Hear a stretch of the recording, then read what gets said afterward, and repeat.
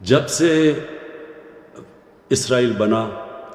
پاکستان کا ہمیشہ ایک ہی سٹینڈ رہا ہے، اور وہ سٹینڈ تھا قائد اعظم محمد علی جناح کا، ہمارے عظیم لیڈر کا، کہ فلسطینیوں سے بہت بڑی ناانصافی ہوئی ہے، اور ہر فورم کے اوپر پاکستان نے فلسطینیوں کے ساتھ کھڑے رہے۔ 27ویں رات کو میں مسجد نبوی میں تھا جب مجھے پتہ چلا کہ جو قبلہ اول ہے مسلمانوں کا، مسجد الاقصی، ادھر جب 27ویں کی مقدس رات کو لوگ نماز پڑھ رہے تھے، جو اسرائیل کی پولیس ہے اس نے ان کے اوپر تشدد کیا، اور ساتھ ساتھ پھر یہ اسی چیز کا بھی علم ہوا کہ جو فلسطینی فیملیاں 70 سال سے اپنے گھروں میں رہ رہی تھیں، کئی فیملیز کو اسرائیلی سیٹلرز نے ان کو گھروں سے نکال دیا۔ اس کی وجہ سے ایک نیا انتشار شروع ہو گیا، اور پھر جو غازہ کے اوپر جس طرح کی بمباری کی گئی، دنیا کی سب سے طاقتور ترین فوج ہے، تقریباً 69 فلسطینیوں کے اوپر جس طرح کی بمباری کی گئی جس میں بچے مارے گئے، تو میں اگلے دن 27ویں کا جو اگلے دن تھا، میں نے جو OIC کے سیکرٹری جنرل ہیں ان سے ملاقات کی، اور ان کو تب کہا کہ OIC کو اس کے اوپر سٹینڈ لینا چاہیے اور یونائٹڈ نیشنز میں ایشو کو اٹھانا چاہیے۔ جب میں پاکستان آیا تو میں نے کنگ سلمان سے بات کی، اور ان سے بھی یہی ہم بات کی کہ یہ جو ظلم ہو رہا ہے فلسطینیوں پہ اور جو الاقصی میں ہوا ہے، اس کے اوپر ہمیں اپنی آواز بلند کرنی چاہیے۔ ترکی کے جو پریزیڈنٹ ہے طیب اردوغان، ان کی مجھے کال آئی، انہوں نے بھی یہی چیز کہی۔ مہاتر محمد کی میسج آئی، کال آئی، انہوں نے بھی یہی چیز کہی۔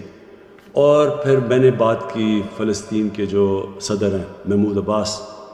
اور ان سے ہم نے کہا کہ ہم پوری طرح ان کو یقین دلایا کہ ہم سب پاکستان، بلکہ مسلمان دنیا، بلکہ وہ ساری وہ دنیا جو انصاف میں مانتی ہے، وہ سب ان کے ساتھ کھڑی ہے۔ شاہ محمود قریشی کو اس کے بعد پھر میں نے کہا کہ وہ یونائٹڈ نیشنز کی جنرل اسمبلی میں جائیں اور OIC اور مسلمان ممبر سے اس ایشو کو اٹھائیں، اور انہوں نے بڑے بھرپور طریقے سے اس کو اٹھایا، اور میں ان کو داد دیتا ہوں اس کی۔ میں جو ایک چیز دیکھ رہا ہوں، مجھے ایک بڑی خوشائن چیز نظر آ رہی ہے، اور وہ کیا ہے کہ دنیا کا پبلک اوپینین چینج ہو رہا ہے۔ میں نے اتنا ٹائم مغرب میں گزارا، پہلے بھی جب اسرائیل کی فوجیں ظلم کرتی تھی فلسطینیوں پہ، تو میں کبھی مغرب کے اندر ان کے اخباروں میں، ان کے میڈیا، ان کے پولیٹیشنز کو میں نے کبھی نہیں دیکھا کہ اسرائیل کی وہ تنقید کریں، بلکہ وہ سارے اسرائیل کو ایسے ہوتا تھا کہ جیسے ظلم اسرائیل پہ ہو رہا ہے۔ لیکن یہ پہلی دفعہ ہے کہ وہاں سے آوازیں اٹھنی شروع ہوئیں،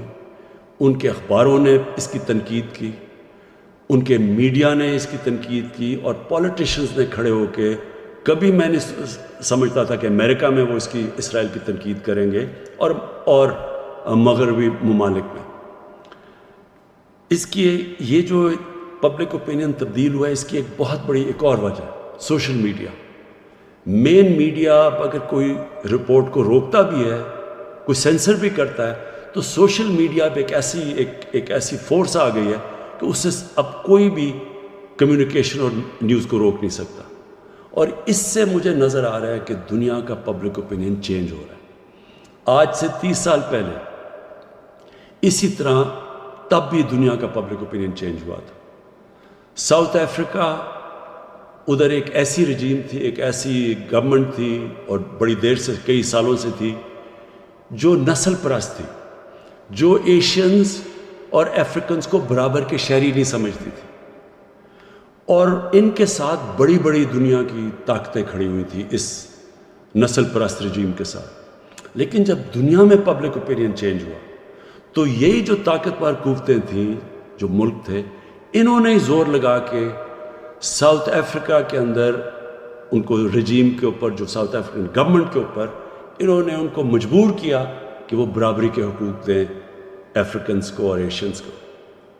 اسی طرح کا میں ایک شروعات دیکھ رہا ہوں کہ انشاءاللہ دنیا کا جو پبلک اوپینین چینج ہو رہا ہے، میں یہی دیکھ رہا ہوں کہ اب ایک دنیا کا پبلک اوپینین اب زور لگائے گا، بڑے بڑے یہ جو ملک ہیں جو اب تک سپورٹ کرتے رہے ہیں اسرائیل کو، یہ پورا پریشر ڈالیں گے کہ فلسطینیوں کو بھی ان کے حقوق دیے جائیں. اور انشاءاللہ ایک دن آئے گا جب کہ فلسطین کے لوگوں کو اپنا ملک ملے گا، ایک منصفانہ سیٹلمنٹ ملے گی، وہ بھی برابر کے شہری رہ سکیں گے جو کہ فلسطینی اسرائیل میں رہتے ہیں، ایک برابر کے شہری بن کے رہ سکیں گے. اور ہم دعا کرتے ہیں کہ وہ دن جلدی آئے.